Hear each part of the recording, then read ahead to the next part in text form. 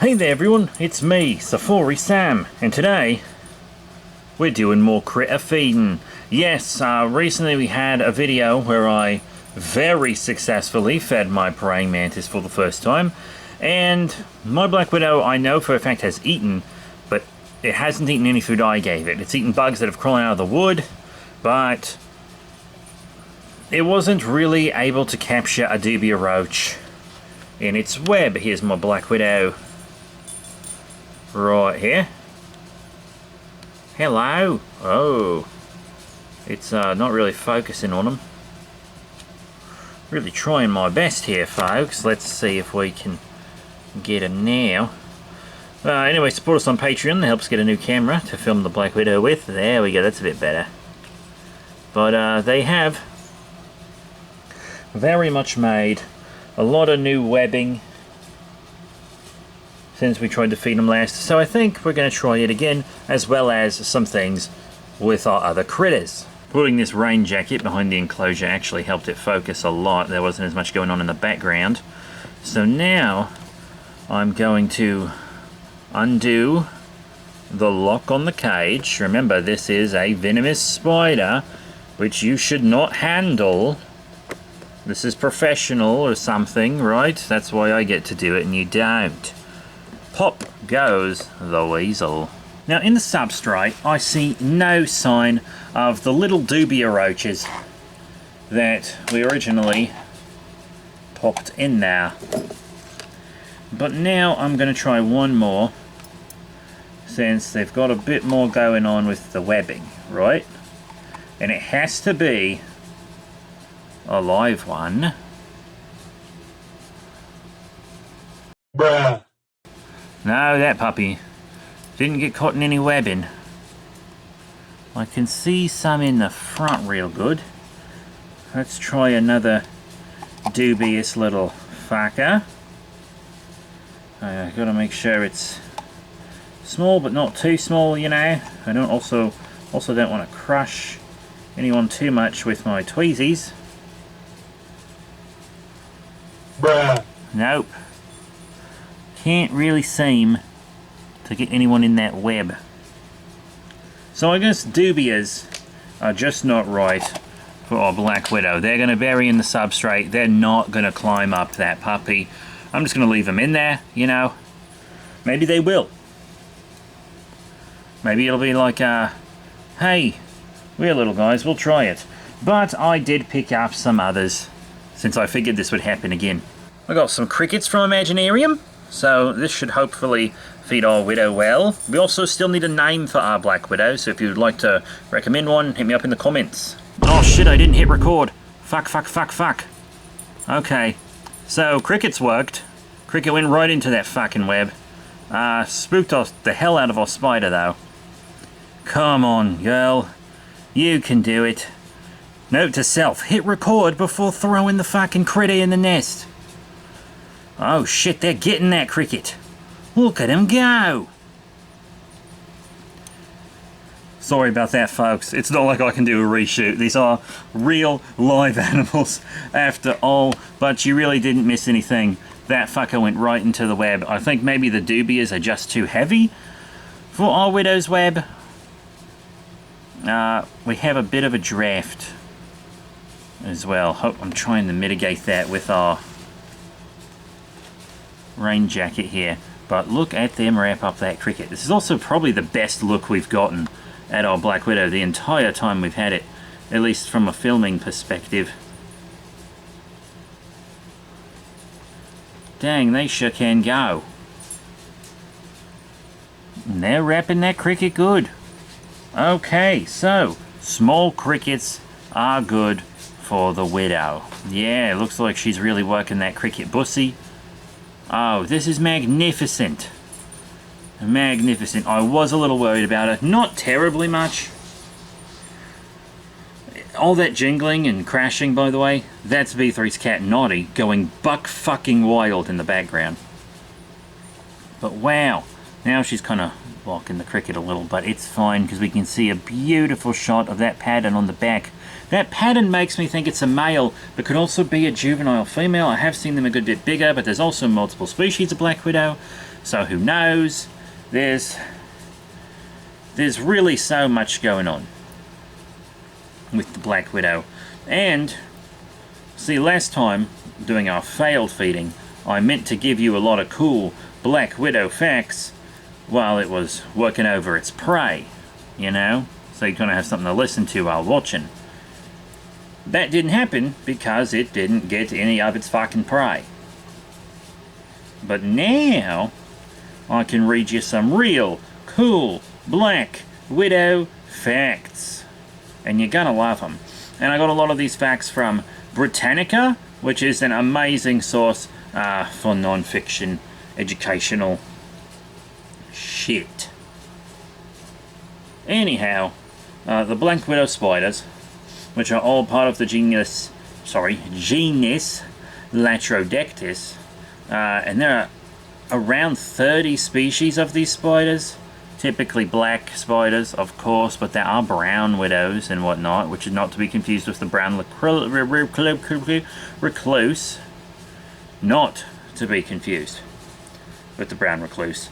And they have hourglass-shaped marking on their abdomen, which is the back part of their segmented body. The giant bussy that you see right there, that's it.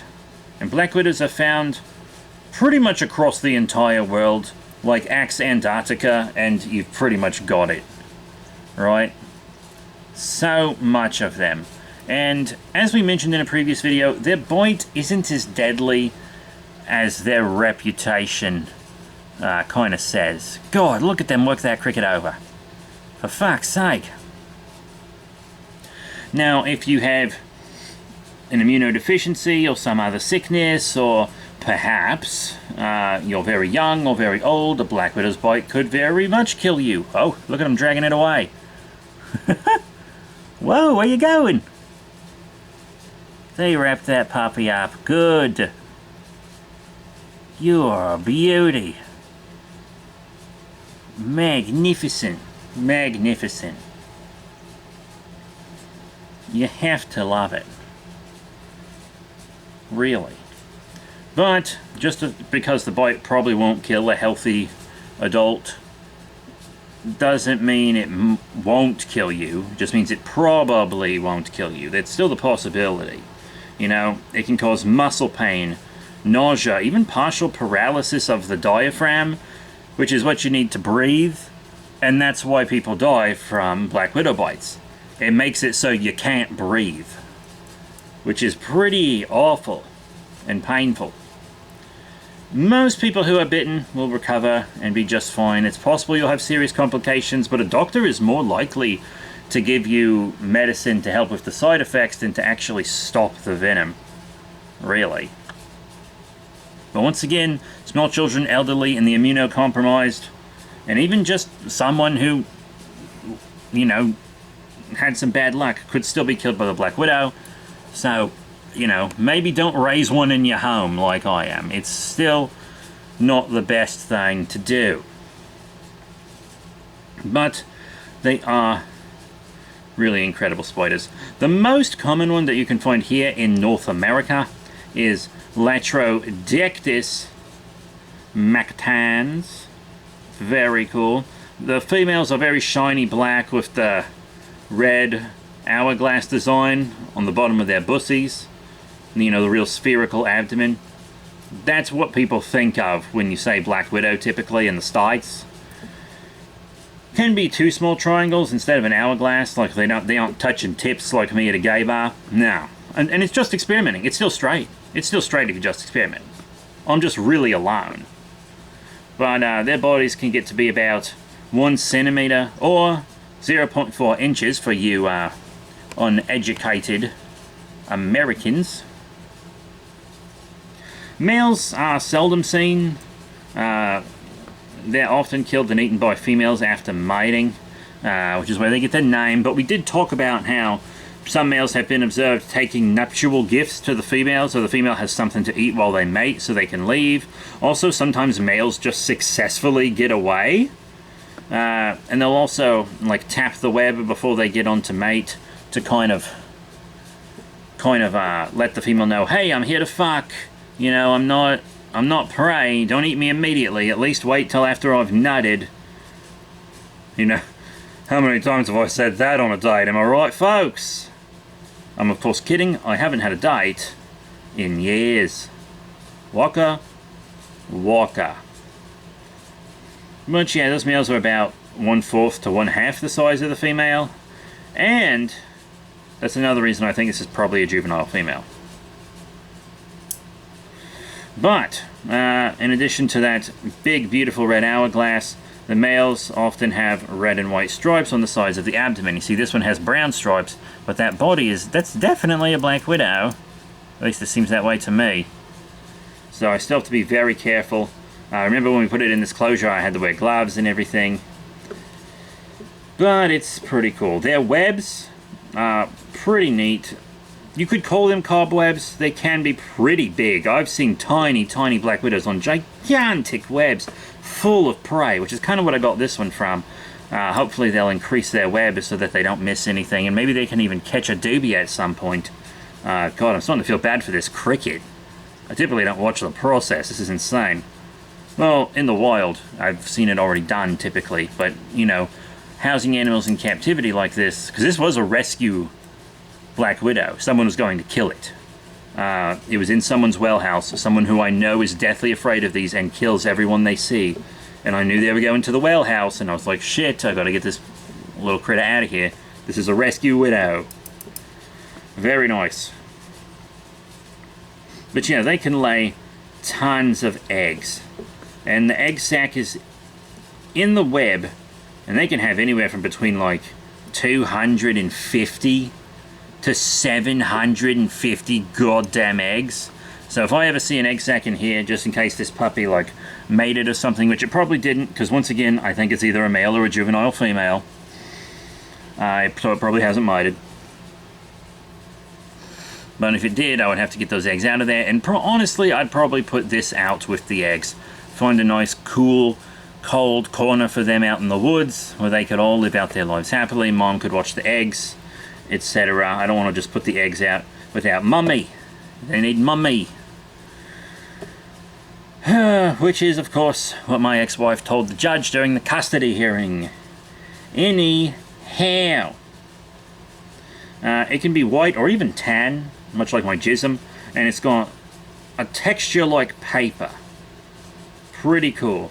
About 1 1/4 centimeters in diameter, which is 1/2 inch, once again, for stupid Americans. Oh god, that is a beautiful spider. Say what you will about black widows, but you can't contest their beauty. Fuck. Younger spiders, which can be orange and white, will take like between 1/2 month and 4 months to hatch. And like you can see, they can actually like stick their abdomen in the sac. The adult females can. It's actually very interesting. Makes it very easy to tell abdomen, sac, butt, pussy holders apart from wrapped prey because they're just so large. And they got the big hole in them. But the females, they can live over 1.5 years. These aren't short-lived. If you, for some reason, have one as a pet like I do, you know, it won't last forever. But they're also very common spiders, and people don't want them around, so it'll probably be pretty easy to get another one if I lose out with this little puppy. Oh well. But in addition to L. mactans, there are many other black widow species found in the United States, like L. hesperus, L. variolus, and L. geometricus. The latter is also called the brown widow that we mentioned earlier. It's from Africa, but it's over here now. Thanks, humanity. But in the northern part of its range, L. mactans is often found like in piles of plants like brush and stuff. Usually near homes. Once again, I found this in a Wells pump house. So in a human structure inside of it. And I knew I would. I wanted a black widow for the show. That was the first place I went, and there was one. I knew there would be. But it does live on the ground. L. hesperus is found in western North America. This was found in the southeast. But there's also L. hystrix, L. dali, and L. pallidus, which are found in southern Europe, northern Africa, and southwestern Asia, respectively, I believe. And the European black widow, or kakakut, L. tredecimagoutatus, that's its name, don't wear it out, can be found all the way from the western Mediterranean to central fucking Asia. The South American black widow, L. curacavenensis, whose geographic range is the entire Lesser Antilles and South America, can be found under logs, debris, trash, fireplaces, straight up dark corners, pretty much anywhere.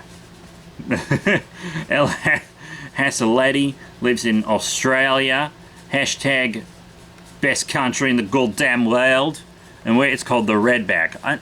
Did I mention the redback earlier in this video? I meant to. It's called the redback, not to be confused with El Katipo, which lives in New Zealand, where it's called the Katipo. And, like many spiders, black widows clearly eat insects, right? It bites the little fucker and sucks out the contents of its little liquid body. Yeah. But, sadly, black widows can ironically be attacked by wasps and other parasites and parasitoids, right? A parasitoid is worse than a parasite because it kills you. A parasite doesn't want you to die because it wants you to stay alive so it can keep feeding on you. A parasitoid wants you dead. Like wasps, which often lay their eggs in spiders and whatnot. But black widows are comb-footed spiders, which are Therididae. Therididae. Now, I did mention what used to be my local black widow, the redback, which is Latrodectus hasselti, a species of the comb-footed Theridae spider, native to Australia. The females are venomous and distinguished by the orange and red stripe on the back, which can look kind of like a diamondy hourglass, but not exactly the same as the regular hourglass shape. They're pretty cool. The males and females often have brownish or black bodies. This one right here isn't a redback, but it does look kind of brownish. It's really nice. And they have a reddish-orange marking in the shape of an hourglass, but a pointier one on the lower side of the abdomen. And males will often have white markings on the abdomen. Anyway, it looks like that cricket's been envenomated, which is not good for the cricket, but it's good for the widow, which is good for us. I'm glad they're getting a good meal. You can see them really going at that motherfucker's head. The cricket we fed our praying mantis. Also, Rotem, our mantis, went straight for the head. Very interesting, don't you think? But, you know, I was going to feed Rotem and another new spider in this video, but I think perhaps we should wait. Because this one's already kind of going a little long, and I've just enjoyed watching this spider here. I really have. But that is how a black widow gets its prey. Little insect stuck in the web. It gets envenomated, and then it sucks all the liquid out of the body. Just sucks it all out. It doesn't even have to finish it in one go. It can come back for more. But, ooh. Oh, look at that beauty. Usually don't get to see him from this angle. Look at those white markings. Maybe we do have a male. It's just such a small spider, is the thing. It's hard to identify when it's so damn tiny, and you can't really get that close to it. I wish we had a more powerful camera to help us with these smaller specimens, and you can help with that if you want by following us on Patreon. I do intend on making a tier just for Safari Sam, so if you want every cent to go just to this show, you can. But it will probably be the most expensive tier because this is the most expensive show to make. 4B3 by far. Alright? By far. But we have our crickets, our dubias, Rotem. We're still working on making the enclosure for our little frogs, which you'll get an update about in the next Mantis video, actually. In the next video will probably be either our other new mystery spider, I know what it is, but you don't yet, or our friend Rotim. Rotim, of course, being one of my new best friends. I love her. I love her. So that's it. Thank you all once again, and I'll see you all next time. Bye for now.